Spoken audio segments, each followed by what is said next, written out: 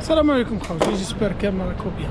اليوم نضنا شويه بكري، الناس بكل بعثوا لي قالوا لي نعزلنا كش ما كاين اسواق لهنا في اسطنبول. يوم الجمعه كاين سوق مليح لهنا اللي فيه فندق زاده. دوك نروحوا مع بعضنا الفندق زاده نشوفوا هذا السوق، راهو فيه كلش ولي بري تاعو مليح، ويقول لك واحد من ارخص الاسواق لهنا في اسطنبول. دوك نروحوا ندوروا شويه، قال كيبيعوا فيه كلش وكلش كاين. هيا مع بعضنا نروحوا.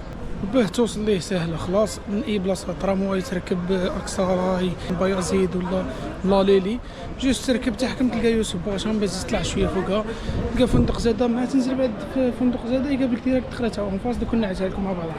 هنا خاوتي مع تنزل من فندق زاده بعدها من المترو، من ترامواي بلوتو ديريكتومون تطلع الطلعه الاولى، بعد تلقى السوق كيما شفت تنزل ديريكت يجيك اون فاس ليك ديريكت السوق. وهنايا دخلنا للسوق وبدينا نتمشاو فيه. اول حاجه النظره الاولى انه هذا السوق لقيت فيه العرب بزاف، الجزائريين، توانسه، مغاربه، يعني العرب بكثره في جميع الاسواق في اسطنبول. وراح نعطيكم فيديو خلاف على سوق اخر. هذا السوق موجود في منطقه باكركوي، وهذا السوق نحكي فيه اون جينيرال كل شيء. هذا السوق راح تلقاو فيه ملابس نسائيه، ملابس اطفال، ملابس رجاليه، اواني منزليه، حنا نقولوا المصيكان وهذوك، هما الشناطي وتاع النساء. تلقاو فيه فليزات كبار، يعني الشناطي الكبار تاع السفر هذوك. تلقى الخضر، الفواكه، اي حاجه تخطر على بالك تلقى كلش يعني. والاسعار جد جد مناسبه، يعني ملابس تبدا من 300 من 200 ليره حتى 400 كيما هنا نشوفوا 400. السروال تاع النساء 400 ليره. دونك كل انسان يحسب دراهم على بلادو.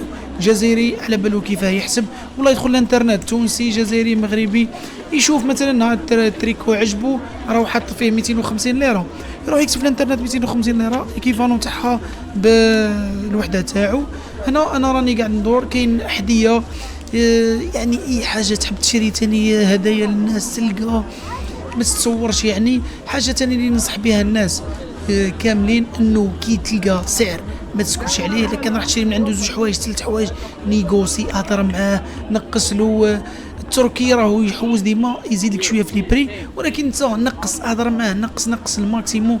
انا يقضي قدام حاجه من هنا، عمري الا شريت حاجه كيما هما، ديما نمدلو نجبدلو نقول له قل نقص لي، باسكو عنده الفايده تاعو كبيره. وكي قاعد يبيع لك او على بالو واش قاعد يبيع، راهي عنده فايدته كبيره.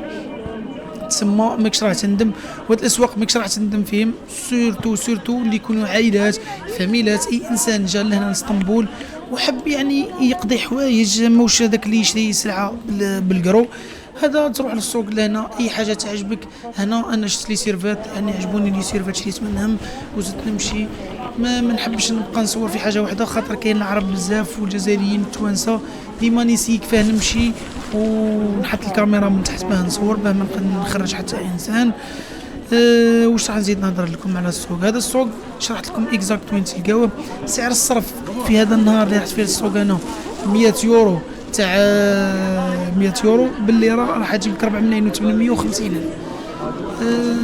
كل شيء يعني مليح. تركيا هذه الايام الاجواء فيها مليحه، ما كانش سخانه وما كانش البرد، جو مناسب جدا باه الانسان يروح يقدر يحوس، يقدر يقضي، يقدر يدور، يقدر يدير كلش.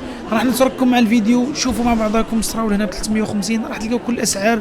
انا الحاجه اللي وصيتكم كل انسان يدير السعر تاعو كيما يكون في بلاده، سواء المغربي، التونسي، الجزائري.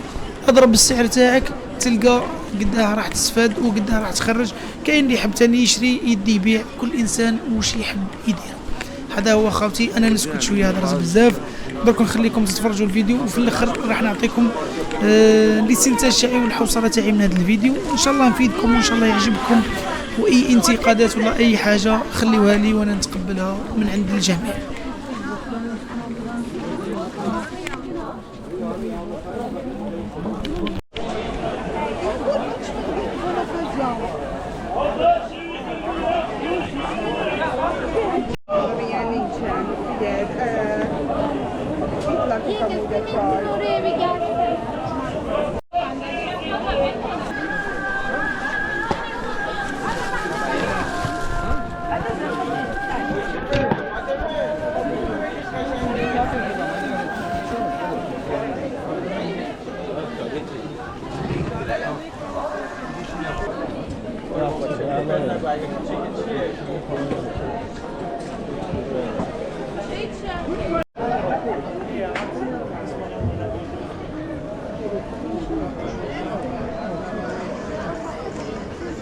هنايا